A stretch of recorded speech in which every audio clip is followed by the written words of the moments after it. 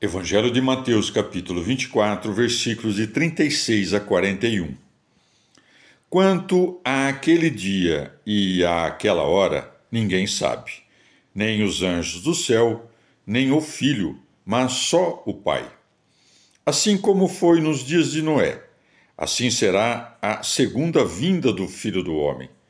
Nos dias que precederam o dilúvio, os homens estavam comendo e bebendo, casando-se e casando seus filhos, até o dia em que Noé entrou na arca, e não souberam nada até que veio o dilúvio e os levou a todos.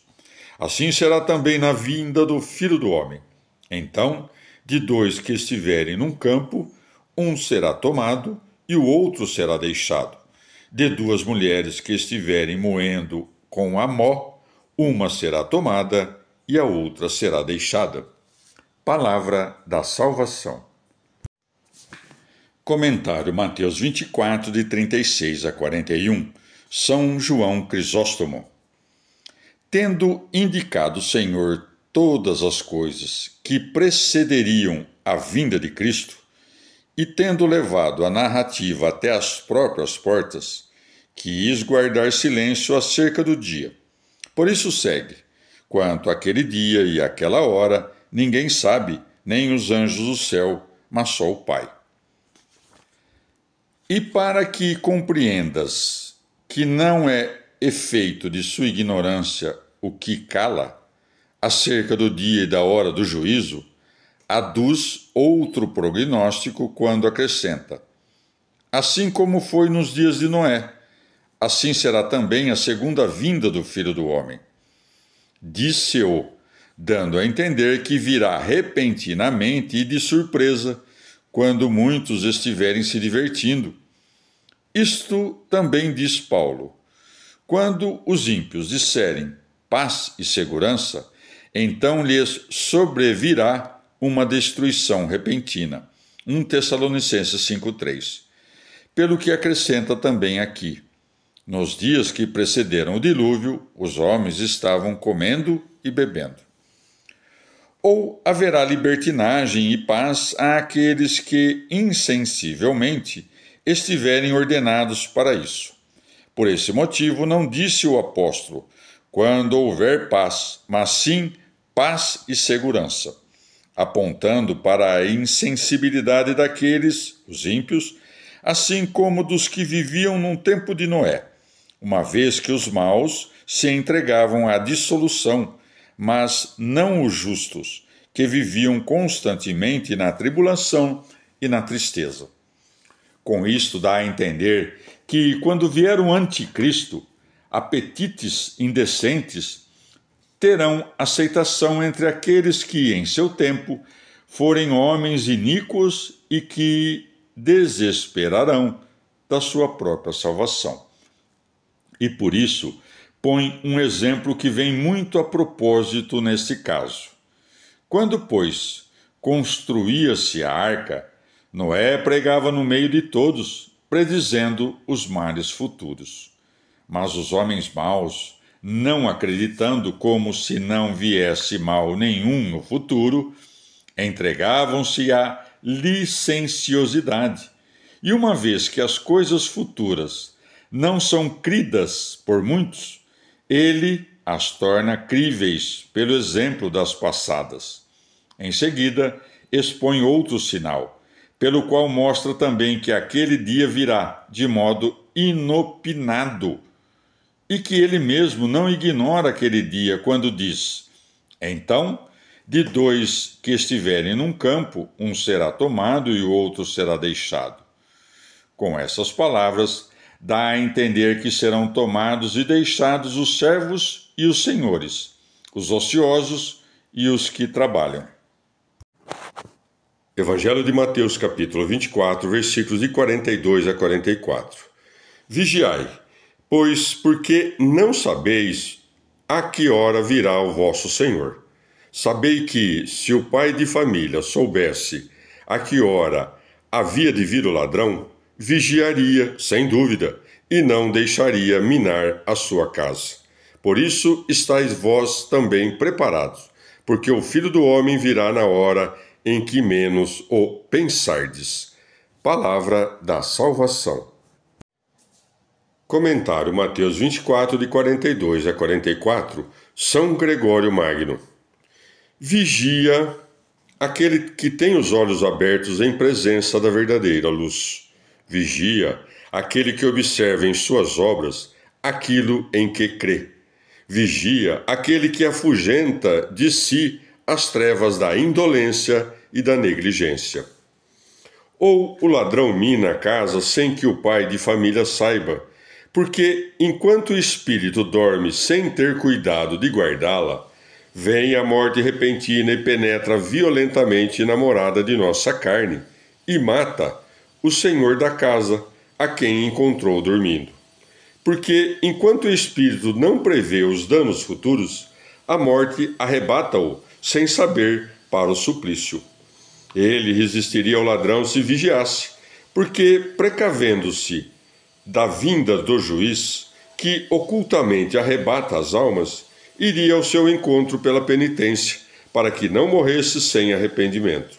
Por isso o Senhor quis que a última hora ficasse desconhecida, para que sempre pudesse ser um perigo, de modo que, não podendo de forma alguma prevê-la, preparamo-nos para ela sem interrupção.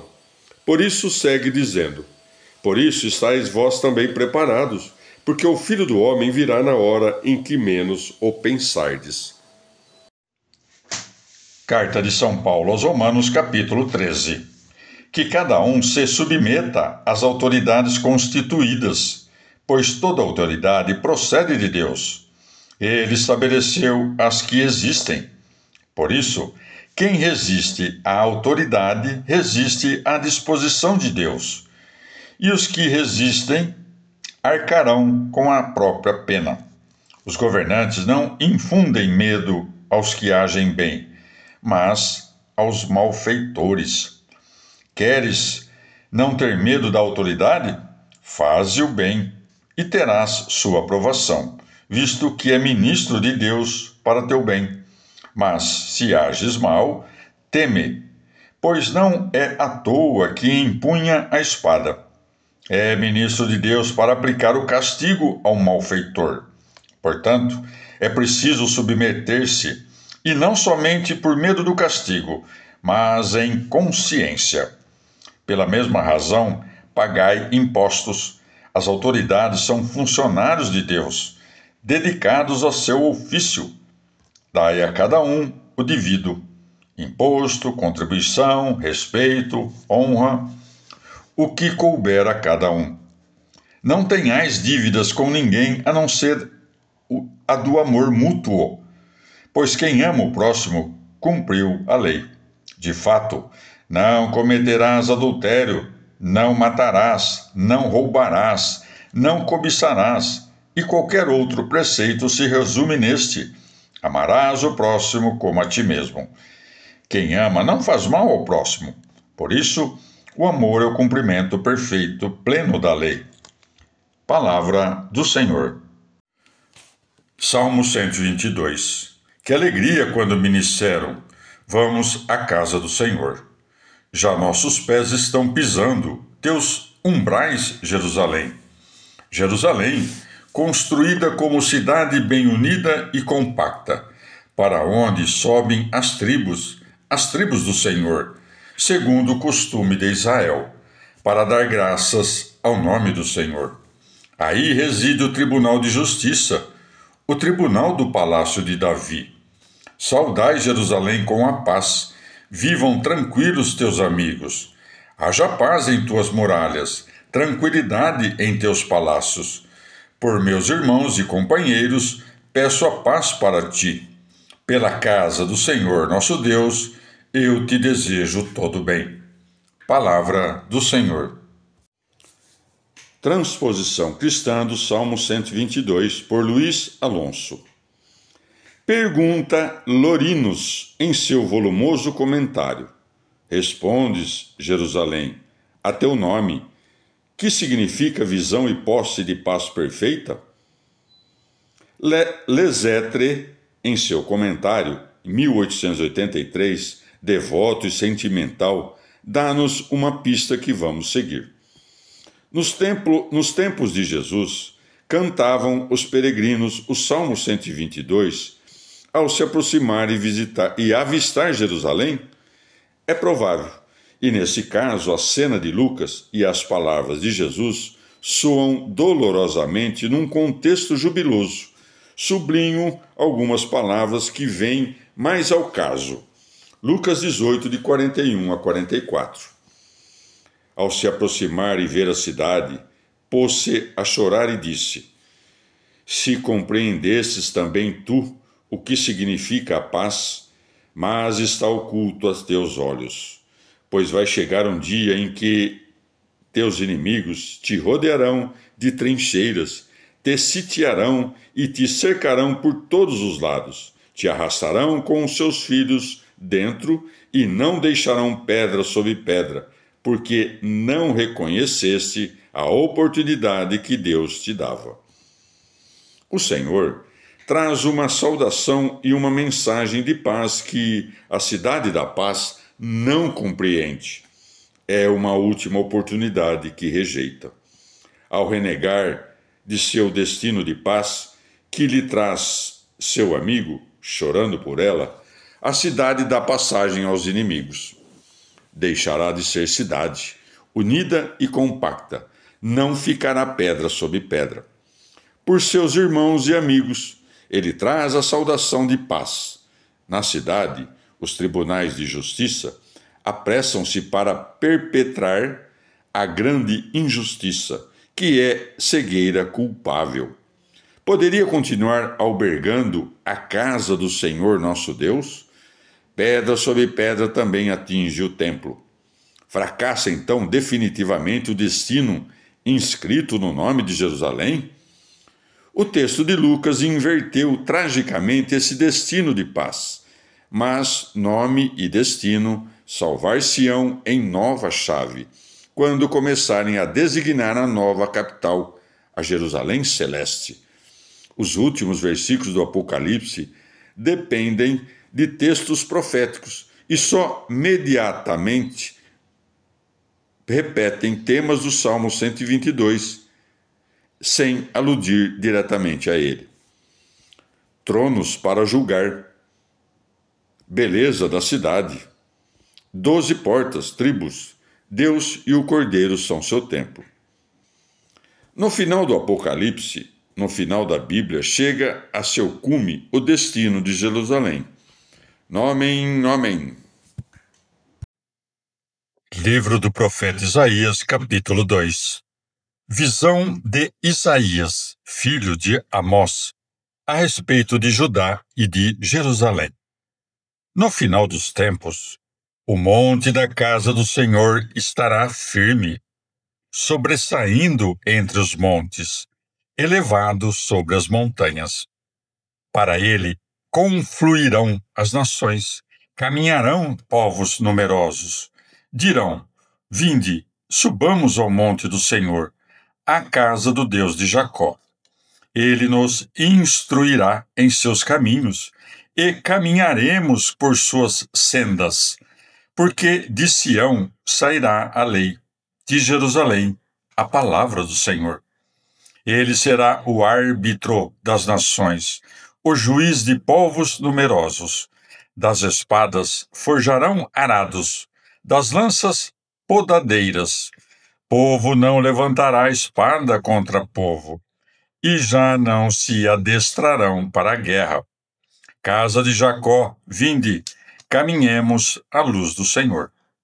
Rejeitaste o teu povo, casa de Jacó, porque está cheia de adivinhos do Oriente, de agoureiros filisteus, e pactuaram com estranhos. Seu país está cheio de prata e ouro, e seus tesouros são sem conta. Seu país está cheio de cavalos, e seus carros não têm conta. Seu país está cheio de ídolos, e se prostram diante das obras de suas mãos, obras feitas com seus dedos. Pois o mortal será encurvado, o homem será humilhado, e não poderá levantar-se. Coloca-te nos penhascos, esconde-te no pó, diante do Senhor terrível, diante de sua majestade sublime. Os olhos orgulhosos serão humilhados, será dobrada a arrogância humana. Só o Senhor será exaltado naquele dia, que é o dia do Senhor dos Exércitos, contra todo orgulhoso e arrogante, contra todo o empinado e envaidecido, contra todos os cedros do Líbano, contra todos os carvalhos de Bazã, contra todos os montes altaneiros, contra todas as colinas elevadas, contra todas as torres altas, contra todas as muralhas inexpugnáveis, contra todas as naves de Tarsis, contra todos os navios opulentos. Será dobrado o orgulho do mortal, será humilhada a arrogância do homem. Só o Senhor será exaltado naquele dia, e os ídolos desaparecerão sem exceção. Refugiai-vos nas grutas das rochas, nas fendas da terra, diante do Senhor terrível, diante de sua majestade sublime, quando se levantar, aterrando a terra. Naquele dia o homem atirará seus ídolos de prata, seus ídolos de ouro, que fez para se prostrar diante deles, aos ratos e aos morcegos, e se refugiará nas grutas dos rochedos e nas fendas dos penhascos, diante do Senhor terrível, diante de sua majestade sublime, quando se levantar, aterrando a terra. Deixai de confiar no homem, que tem um alento no nariz, de que vale? Palavra do Senhor.